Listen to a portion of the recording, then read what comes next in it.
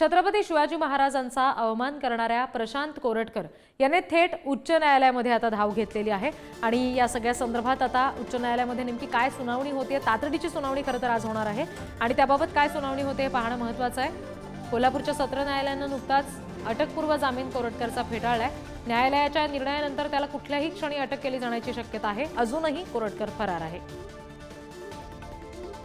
आता त्याला अटक होतीये की पोलिसांसमोर तो शरण येतोय हे पाहावं लागेल। आणखी तपशील आपण घेणार आहोत। प्रतिनिधी शेखर पाटील आपल्याशी जोडले जातात, त्यांच्याशी आपण या संदर्भात बोलणार आहोत। शेखर, काय नेमकं घडू शकतं? आज जी तातडीनं सुनावणी घेतली जाते, कुठले महत्त्वाचे मुद्दे असू शकतात?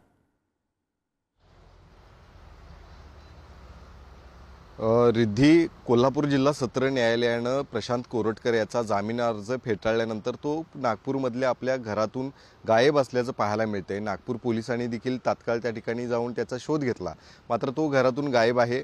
कोल्हापूर जुना राजवाडा पोलीस ठाण्याचं पथक असू दे, LCB आणि एकंदरीत संपूर्ण टीम जी आहे ती कोल्हापूर पोलिसांची जी आहे ती नागपूरमध्ये पोहोचलेली आहे। त्यांच्याकडून देखील प्रशांत कोरटकरचा शोध सुरू आहे। इकडे हे सगळं सुरू असताना दुसरीकडे प्रशांत कोरटकर यानं कोल्हापूर जिल्हा सत्र न्यायालयाच्या निर्णयाला हायकोर्टमध्ये खरं तर आव्हान दिलेलं आहे।